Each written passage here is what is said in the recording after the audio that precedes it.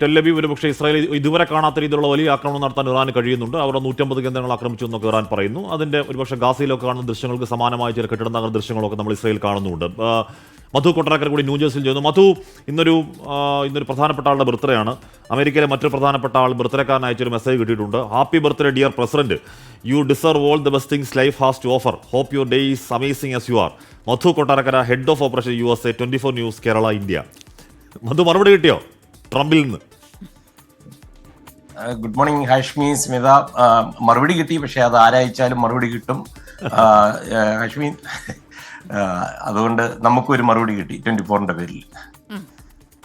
അപ്പോൾ അല്ല മധുചേട്ടൻ, ഈ പറയുന്ന വല്ലാത്ത അവസ്ഥയാണ് അവിടെ.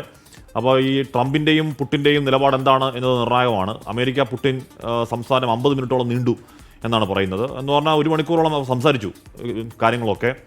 ഇറാന് റഷ്യയുടെ പിന്തുണയുണ്ട്, ഇസ്രായേൽ അമേരിക്കയുടെ പിന്തുണയുണ്ട്. ഈ രണ്ടു രാജ്യങ്ങൾ രണ്ട് പക്ഷത്ത് ചേരുകയാണെങ്കിൽ പിടിവിട്ടു പോകും. കാര്യം ഇസ്രായേലിൻ്റെ പക്കൽ 100 ആണവ പോർമുനകളുണ്ടെന്ന് പറയുന്നു. ഇറാനും ആണവ ബോംബുകൾക്കടുത്തേക്ക് എത്തി നിൽക്കുകയാണ്. അവർ മോശമൊന്നുമല്ല. അപ്പോൾ ഇത് എങ്ങനെയെങ്കിലും പരിഹരിക്കണമല്ലോ. ഏതെങ്കിലും തരത്തിൽ ചർച്ചകളുണ്ടോ അമേരിക്ക പുട്ടിൻ ഇടപെടലിലൊക്കെ? മധു.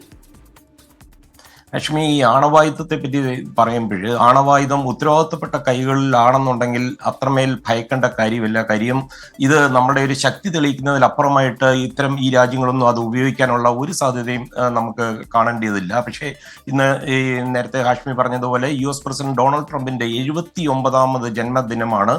ഈ ജന്മദിന ആശംസകൾക്ക് വേണ്ടിയാണ് Russian president Vladimir Putin Donald ട്രംപിനെ വിളിച്ചത്. എന്നാൽ ഈ സംഭാഷണം ഏതാണ്ട് 50 മിനിറ്റോളം നീണ്ടുപോയി. ഇസ്രായേലും ഇറാനും തമ്മിലുള്ള സംഘർഷം ഒരു പ്രവചനാതീതമായ രീതിയിൽ വഷളാകുന്നു എന്നുള്ള ഒരു ആശങ്ക പുടിൻ ഈ ടെലിഫോൺ സംഭാഷണത്തിൽ ട്രംപിനോട് പ്രകടിപ്പിച്ചു. ഇറാനെതിരായ ഇസ്രായേലിന്റെ ആക്രമണത്തെ പുടിൻ അപലപിക്കുകയും ചെയ്തിട്ടുണ്ട്. സംഘർഷം തടയേണ്ടതിന്റെ ആവശ്യകത ഡൊണാൾഡ് ട്രംപിനോട് വ്യക്തമാക്കുകയും ചെയ്തു. ഡൊണാൾഡ് ട്രംപ് ഇതിനോട് പ്രതികരിച്ചത് ഇസ്രായേൽ ഇറാൻ യുദ്ധം അവസാനിപ്പിക്കണമെന്ന് അമേരിക്കയെ പോലെ പുടിനും കരുതുന്നു.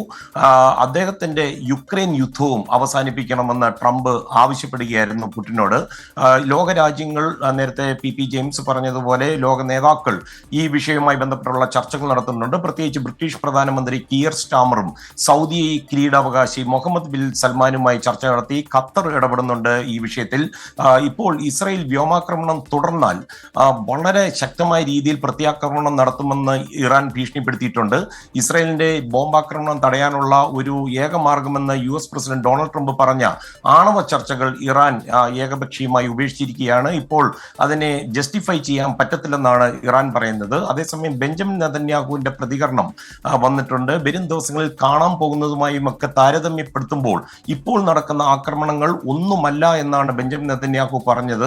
അതേസമയം ഇസ്രായേലും ഇറാനും ഞായറാഴ്ച രാത്രി മുതൽ പരസ്പരം പുതിയ രീതിയിലുള്ള ആക്രമണങ്ങൾ അഴിച്ചുവിട്ടിരിക്കുകയാണ്. നേരത്തെ കാശ്മീർ സൂചിപ്പിച്ചതുപോലെ ലോകത്തിലെ ഏറ്റവും വലിയ എണ്ണപ്പാടം ആക്രമിച്ചുകൊണ്ട് ഇസ്രായേൽ ഇറാനെതിരെ വളരെ അപ്രതീക്ഷിത ഒരു ആക്രമണം നടത്തിയിരിക്കുകയാണ്.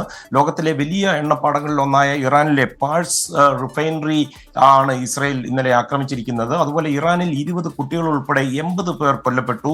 ഇസ്രായേലിലെ ഹൈഫയിലേക്കും അതുപോലെ തമ്രയിലേക്കും ഇറാൻ പ്രത്യാക്രമണം നടത്തിയിട്ടുണ്ട്. ഇറാന്റെ മിസൈൽ ആക്രമണത്തിൽ ഇസ്രായേലിൽ ഏതാണ്ട് 3 പേർ കൊല്ലപ്പെട്ടിട്ടുണ്ട്. അതുപോലെ ടെഹ്റാനിലെ പ്രതിരോധ മന്ത്രാലയം ആസ്ഥാനം ആക്രമിക്കുവാൻ ഇസ്രായേൽ ലക്ഷ്യമിടുന്നുണ്ട്. ടെഹ്റാനിലെ ഷഹ്റാൻ എണ്ണ സംഭരണശാല ഇസ്രായേൽ ആക്രമിച്ചെങ്കിലും സ്ഥിതിഗതികൾ നിയന്ത്രണ വിധേയമാണെന്ന് ഇറാന്റെ ഭാഗത്തു നിന്ന് വ്യക്തമാക്കുകയും ചെയ്തിട്ടുണ്ട്. സ്മിത, ഹാഷ്മി. ന്യൂജേഴ്സിയിൽ നിന്ന് PP ജെയിംസ് ഇവിടുന്ന് വിവരങ്ങൾ നൽകി.